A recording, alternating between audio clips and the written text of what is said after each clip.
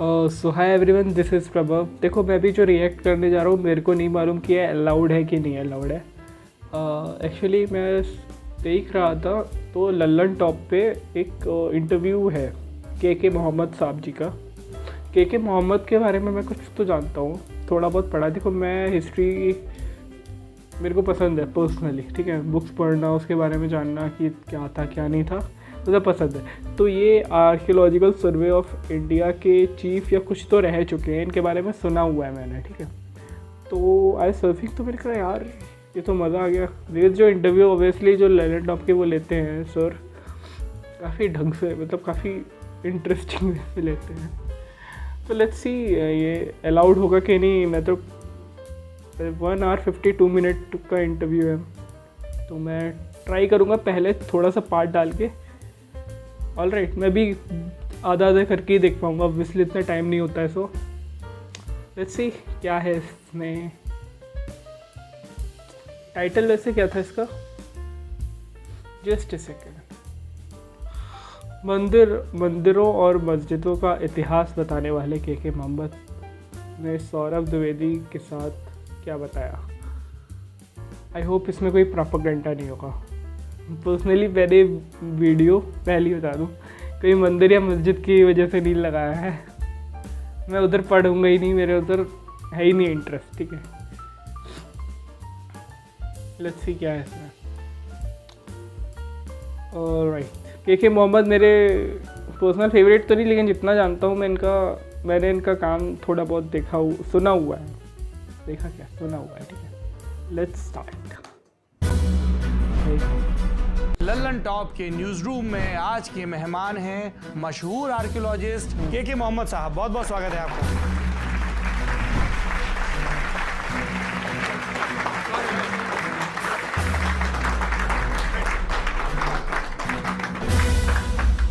तो पहली दफा आप अयोध्या कब गए? 677 में जब एक्सकेवेशन के लिए गया, तो उसी हिसाब से हम लोग भी मस्जिद के अंदर चले गया। तो अंदर जब जाके देखा तो ये मस्जिद है, उस मस्जिद का जो पिलर्स जितने भी है वो सब जो ना मंदिर का पिलर्स थे। क्या आप लोगों को ऐसा लगा कि खुदाई और भी होनी चाहिए थी, हुई या नहीं हुई? इस समय की सरकार का क्या पक्ष था? और भी खुदाई होना चाहिए था। सरकार ने संपर्क नहीं किया कभी आपसे? बीजेपी के पीरियड में एक मंदिर तक खड़ा नहीं हुआ। क्यों ध्यान नहीं दे रहे हैं? क्योंकि वो पत्थर तो अभी वहाँ फैले हुए जो हम देख के आए हैं।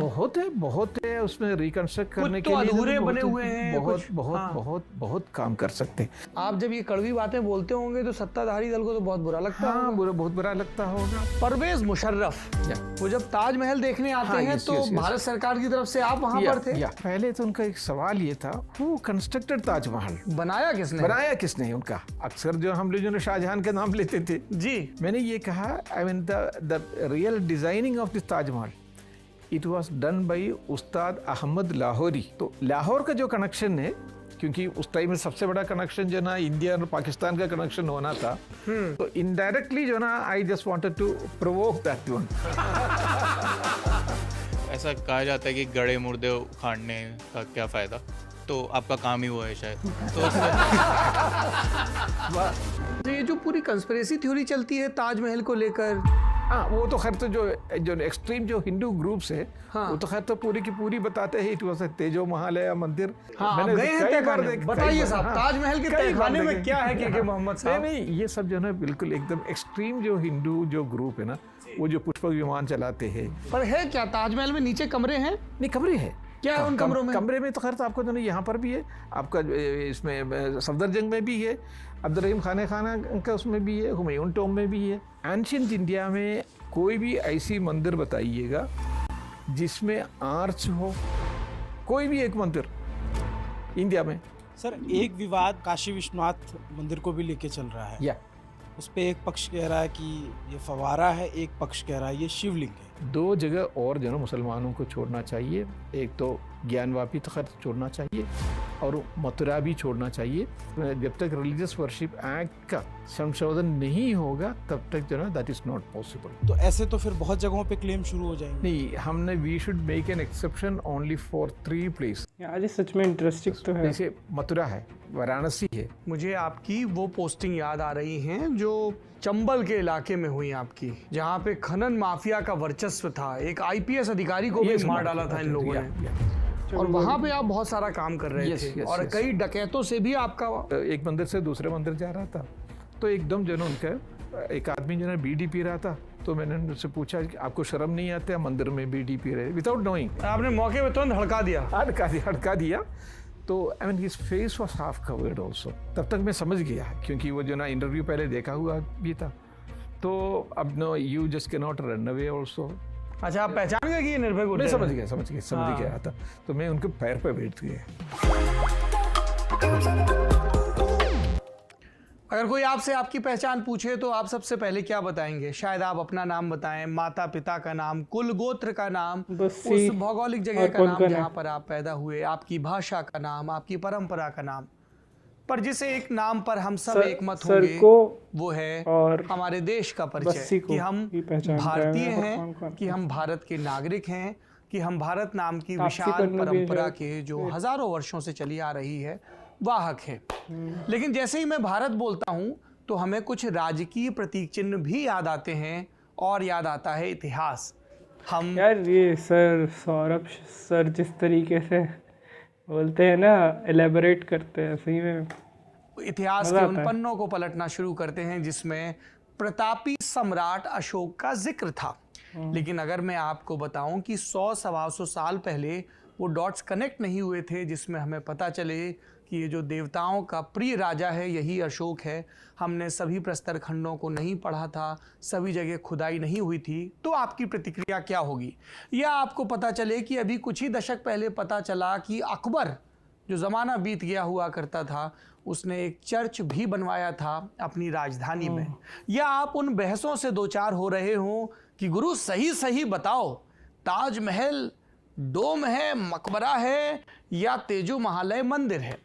या आपको पता चले कि एक बियाबान जंगल में जो बहुत सारे पत्थर फैले हुए हैं, बड़े बड़े शिलाखंड और कुछ एक मंदिरों के भग्नावशेष, जहां पर कुख्यात पकड़ के लिए मशहूर डकैत शरण लेते हैं, वो दरअसल अब से 1000-1200 बरस पुराने मंदिरों की श्रृंखला है और कोई व्यक्ति है जो श्रमसाध्य ढंग से इन सबको जोड़ने में लगा है।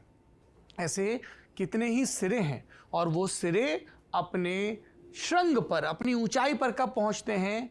जब एक विद्यार्थी एक दल का हिस्सा बनकर पहली दफा अयोध्या पहुंचता है, क्योंकि ये फरमान है कि खुदाई हो और बताया जाए कि जिस जगह को बाबरी मस्जिद कहा गया, जिस जगह को विवादित ढांचा कहा गया, जिस जगह को श्री राम की जन्मभूमि कहा गया, जिस जगह को लेकर लंबे समय से लिटिगेशन चल रहा है, उस जगह, उस ज़मीन के भीतर क्या है और जो बाहर निकला उसकी पढ़ाई किस ढंग से की जाए।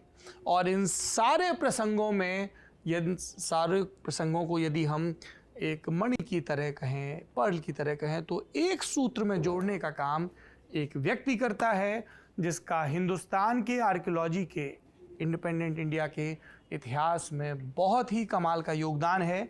Guest in the news room में लल्लन टॉप काफी इलैबोरेटली इंट्रोडक्शन रहता है इनका।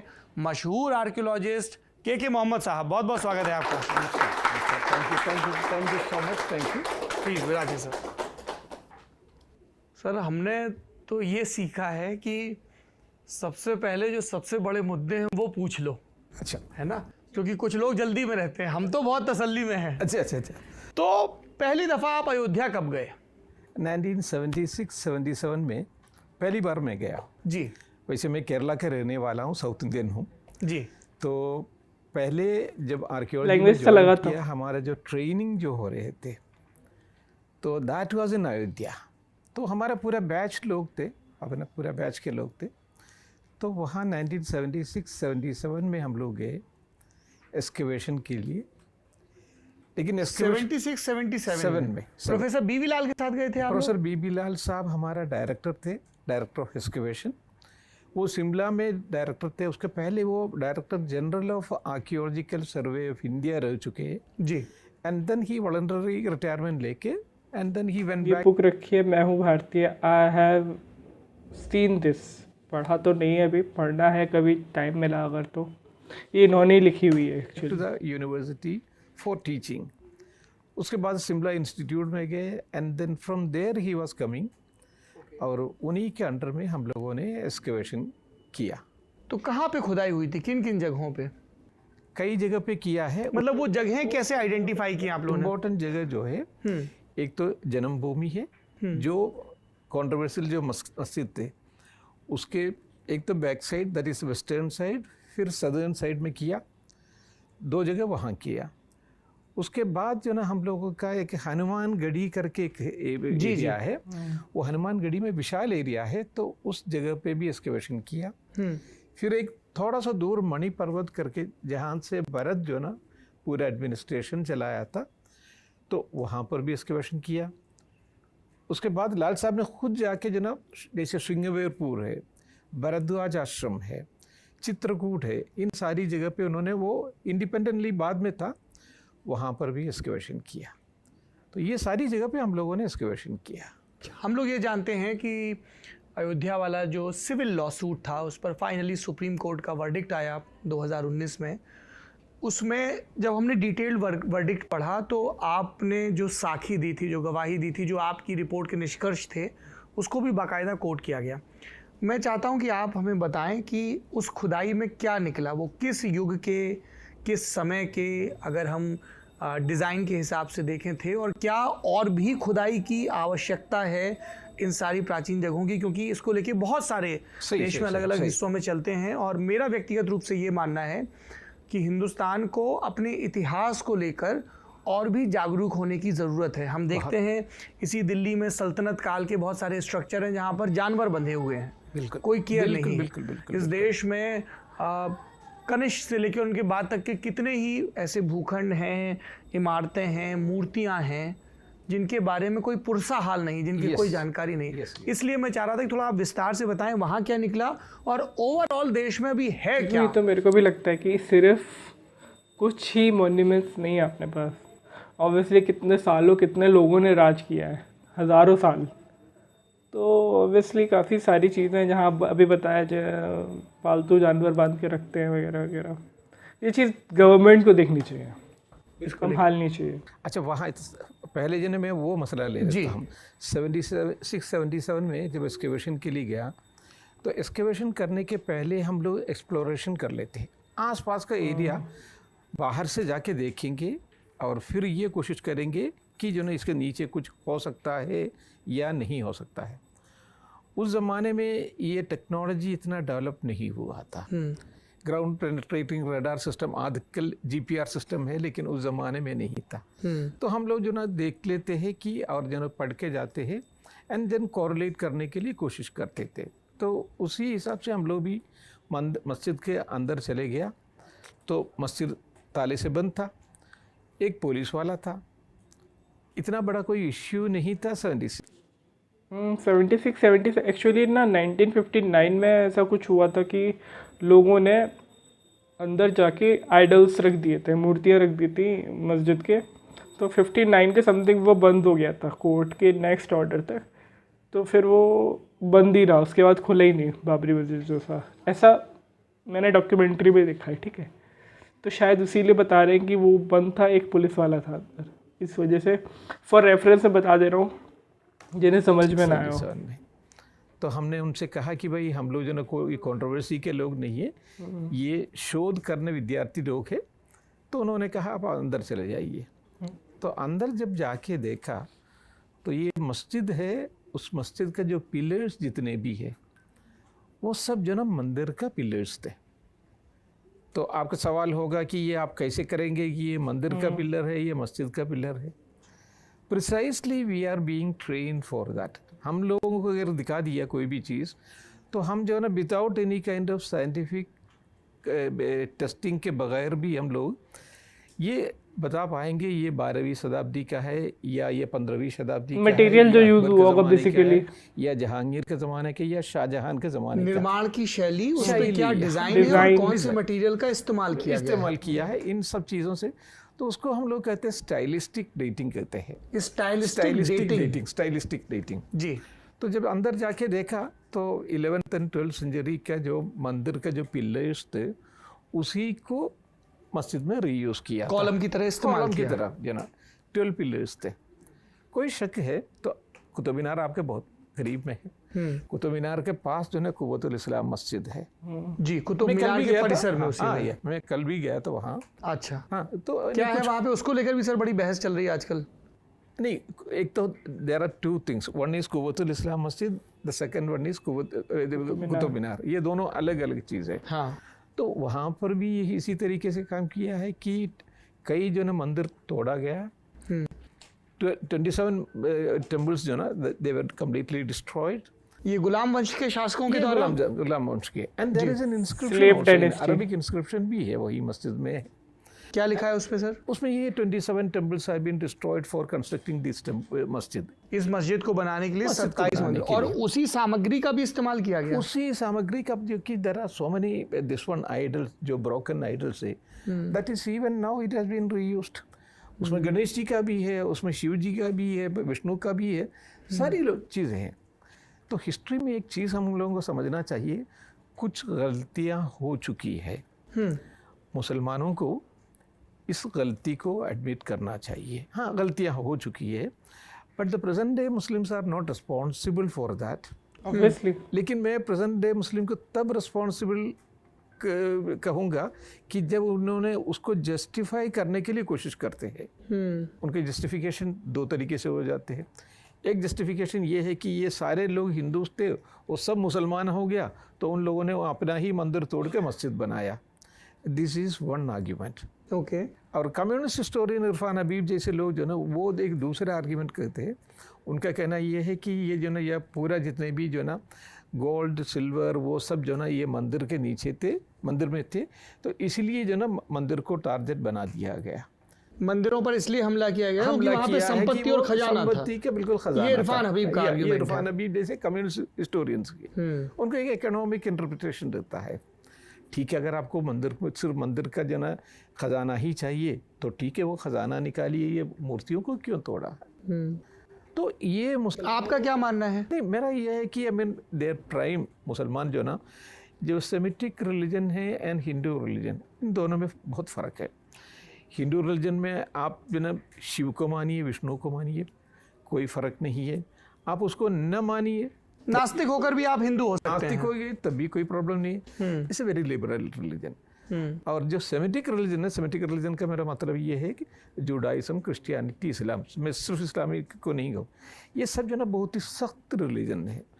बहुत ही only we are right and all others are wrong. Only we will go to जन्नत and all others will go to जहन्नम।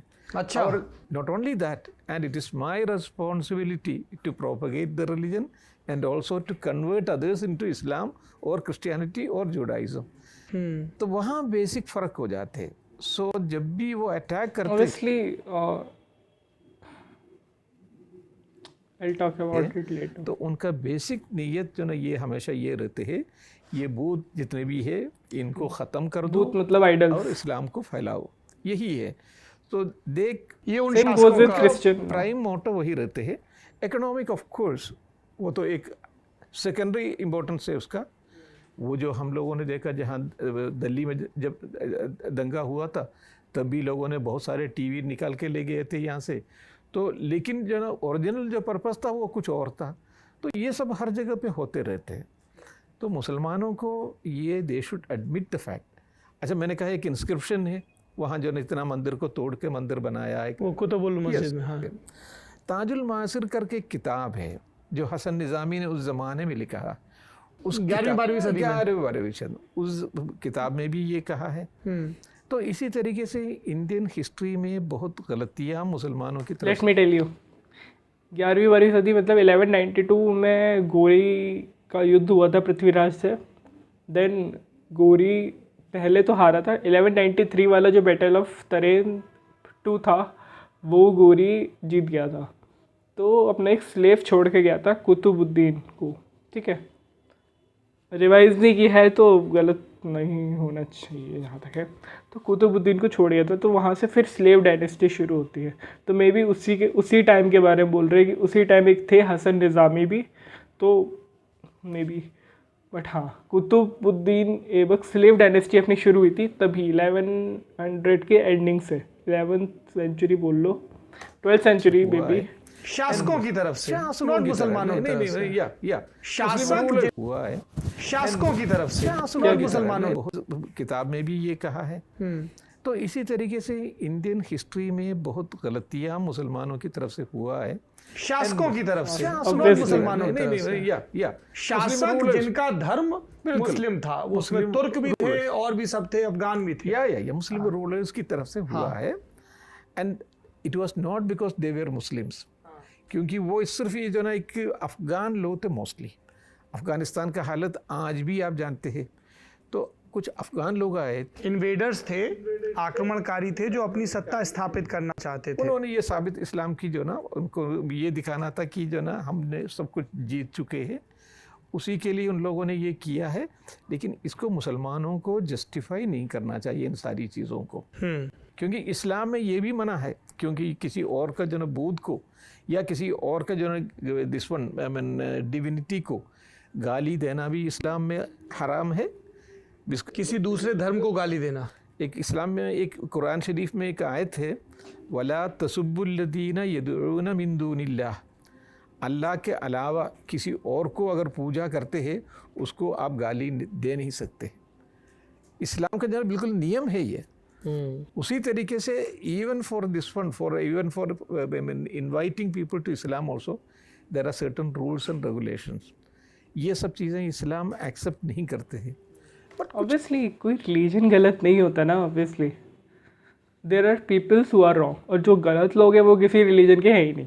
बेसिकली रिलीजन गलत नहीं है, रिलीजन हो ही नहीं सकता भाई गलत। अगर गलत होता तो इतना, तो उनमें जो पवित्र लोग हैं, होली लोग सब होते हैं ना, उनमें भी कोई भी रिलीजन ले लो आप, पर्सनली सबको जो भी रहता है ह्यूमैनिटी के तौर पे सबका रिस्पेक्ट करना चाहिए।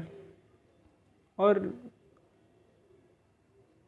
मुझे नहीं लगता कोई अच्छा इंसान किसी भी रिलीजन का गलत है। अच्छा इंसान, बुरा तो वो बुरा इंसान है, उस बुरे इंसान का कोई रिलीजन नहीं है।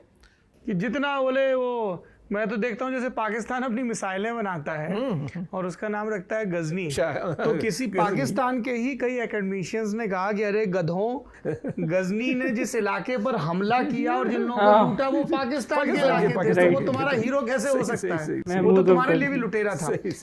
आपने, अभी हम अयोध्या पे लौटेंगे, आपने प्रोफेसर इरफान हबीब का जिक्र किया।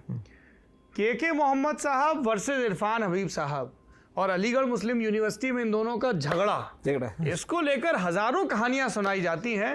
आप बताइए, आपके हिसाब से क्या सही बात है, कैसे शुरू हुआ आप लोगों का ये सिलसिला? All right, I have to go. Actually हाँ, काफ़ी बड़ा है ये, तो थोड़ा सा, पर कोई नहीं, will continue. I will post this, let's see क्या रिस्पॉन्स होता है, कोई कॉपीराइट इशू तो नहीं होता। ओके, और मैंने बीच में अपना भी टेक ले लिया है। That's it, that's it. Bye bye, take care, respect everyone, have peace, Jai Hind.